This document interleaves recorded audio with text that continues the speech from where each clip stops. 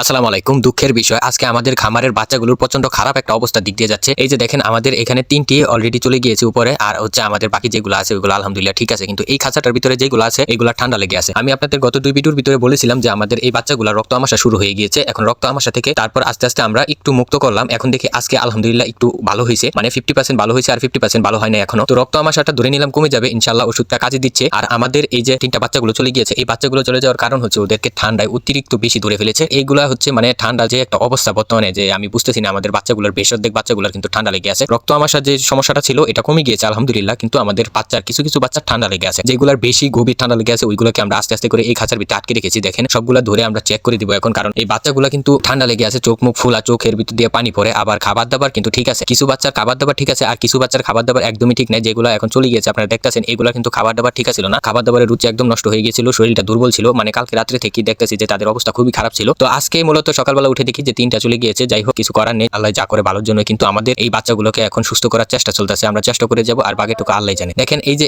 এটার ভিতরে কালো যেগুলো আছে এক সাইডে দেখবেন ঝুম মেরে আছে, বসে আছে ঠান্ডার কারণে। পেটটা ধরে আমি একটু চেক দিয়ে দেখছিলাম যে পেটের ভিতরে খাবার দাবার সুন্দর করে আছে, আর দেখেন ওরা কিন্তু খাবার দাবার নিয়মিত খাচ্ছে। কিন্তু যে ঠান্ডার যেই মানে বেশি ঘাড়া হয়ে যায় আর কি, বেশি ঘাড়া হয়ে যায় ভিতরে, বেশিরভাগ ধরে যায়, যার কারণে ওদেরকে বাঁচানো সম্ভব না। আজ পর্যন্ত যে কয়টা বাচ্চা মানে চলে গিয়েছে ওই কয়টা থেকে বেশ অর্ধেক বাচ্চা, ধরেন 90% বাচ্চারই পেটে খাবার ছিল, পানি ছিল, সবকিছু ঠিকঠাক ছিল, কিন্তু ঠান্ডায় বেশি ধরে ফেলেছে, যার কারণে হয়তো রক্তমুক্ত বয়ে গেছিল, যার কারণে মনে হয় ওরা চলে গিয়েছে। কিন্তু আমাদের কিছু কিছু বাচ্চা আছে যেগুলো মানে খাবার দাবার খায় না। এই যে আজকে 3টাকে দেখাচ্ছি আপনাদেরকে, এই 3টা কিন্তু বেশি খাবার দাবার খায়নি, 2-1 দিন ধরে অল্প অল্প খাবার খাইছে। যখন রক্ত আমাশা শুরু হয়েছে তখন থেকে কিন্তু প্রথম থেকে এই কয়েকটা বাচ্চাকে আলাদা করে দিয়েছিলাম, আর এরপরে ঠান্ডা লাগার কারণে যে কয়টা মুরগির বাচ্চা ঠান্ডা লাগছে, মানে আলাদা করে ঠান্ডা লাগছে, ওই কয়টাকে আমরা আলাদা করে দিয়েছি। এই যে এগুলা কালো 3টা আছে আর হলুদ একটা আছে। এখন যেগুলো রক্ত আমাশা হয়েছিল ওইগুলোর যখন ওষুধ আমরা প্রতিদিন প্রয়োগ করছিলাম তখন দেখি ওদের যে রক্ত আমাশাটা ওইটা সুস্থ হয়ে গেছে, খাবার দাবার হালকা পাতলা খাচ্ছিল, কিন্তু ঠান্ডার কারণে ওরা ঠান্ডায় ঘায়েল হয়ে গেছে। আমাদের মুরগির বাচ্চাগুলোকে আমি কিছুদিন আগে ছাড়া শুরু করেছিলাম, এই ছাড়ার পর থেকেই যত সমস্যা শুরু হয়েছে। এর আগে আলহামদুলিল্লাহ প্রত্যেকটা বাচ্চা কিন্তু ভাই সুন্দর ছিল, খুব সুন্দর ছিল, বাচ্চাগুলো হলহলা ছিল। আপনারা অবশ্যই ভিডিওর ভিতরে দেখছেন যে কত সুন্দর বাচ্চাগুলো ছিল, কিন্তু আমাদের এই বাচ্চাগুলো এই যে কিছু একটা ভুলের কারণে, আমার একটা ভুলের কারণে কিন্তু বাচ্চাগুলো একদম নষ্ট হয়ে যাচ্ছে। যাই হোক, দেখা যাক আল্লাহ কয়টা রাখে আমাদের খামারের ভিতরে। আর আমার মনে হচ্ছে যে এর পরবর্তী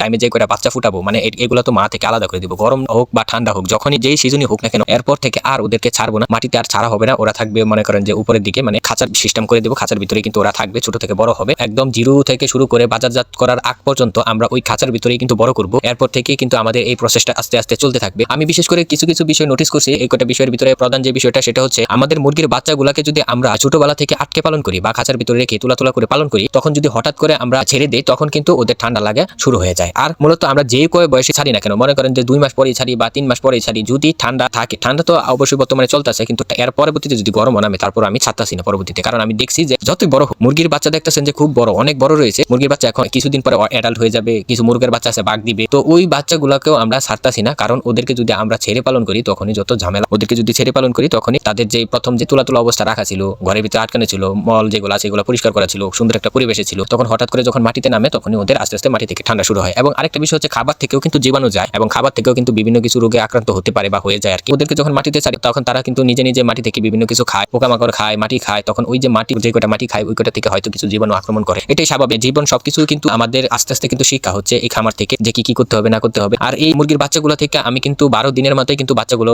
থেকে মা আলাদা করে দিয়েছি, এটা আমার প্রথম প্রধান ভুল ছিল। দ্বিতীয় নম্বর ভুল হচ্ছে আমরা অল্প বয়সে, মনে করেন 20 দিন 22 দিনের বয়সে, মনে হচ্ছে 20-22 দিনের বয়সে তখন মুরগির বাচ্চাগুলোকে আমরা মাটিতে ছেড়ে দিয়েছিলাম, এটা হচ্ছে দ্বিতীয় নম্বর ভুল। এই দুইটা ভুলের কারণেই কিন্তু প্রথম অবস্থা থেকেই কিন্তু আমরা বুঝতে পারিনি, প্রথম তো আমরা বুঝতে পারিনি, এরপর থেকে আশা করি এগুলা মানে মেনটেন করে চলবো ইনশাআল্লাহ। প্রথম অবস্থায় এই দুইটা ভুল পাইছি, এই দুইটা ভুল মনে করেন যে খুবই মারাত্মক লেভেলের ভুল, যেটা হচ্ছে মুরগির বাচ্চা যদি ঠান্ডা লেগে যায় তখন ওদেরকে ঠান্ডা সারানোটা খুব কঠিন হয়ে যায়। আর মুরগির বাচ্চাকে যদি মা থেকে আলাদা করি তখন তারা নিজে নিজে যে নিজের একটা যত্ন আছে, এই নিজে নিজে যত্নটা নিতে খুব কঠিন হয়ে যায়। মানে কিছু কিছু বাচ্চা নিজে নিজে যত্ন নিতে পারে আর কিছু কিছু বাচ্চা নিজে নিজে যত্ন নিতে পারে। আর মূলত আমাদের প্রথম ভুলটা যেটা হচ্ছে আমি বলছি যে মুরগি থেকে আলাদা করছি, মুরগি থেকে আলাদা করার পরেও দেখছি বাচ্চাগুলো খুব সুন্দর ছিল, খারাপ না, তেমন খারাপ না, 2-1 দিন একটু ঝামেলা করছিল। বিষয়টা হচ্ছে যে ওদের খাবার দাবার তো আগে মায় খাওয়াইতো আর কি, মানে মুরগি যেটা ছিল ওদের মা যেটা ছিল ও কিন্তু খাবার খাওয়াইছে, তারপর কিন্তু ওদের নিজে নিজে খেতে হয়েছে, শিখতে পারছে, আস্তে আস্তে কিন্তু শিখতে পারছে, ওইটা সমস্যা ছিল না। যখনই মাটিতে ছাড়ছি তখন 2 দিন পর থেকেই যত সমস্যার সম্মুখীন হতে হচ্ছে আমাদের। আর বিশেষ করে মুরগির বাচ্চা সব রোগ থেকে মানে আমরা আস্তে আস্তে শিখতে পারতাছি, ঠোঁটকাটা থেকে শুরু করে টুকরা টুকরি থেকে শুরু করে ক্যালসিয়াম অভাব থেকে শুরু করে বাকি যা যা কিছু আছে সকল কিছু আস্তে আস্তে খুঁটিনাটি জানতাছি এবং জানার চেষ্টা করতেছি, এবং আমাদের এই খামারের এই মুরগি থেকে সকল কিছু জানতে পারতাছি।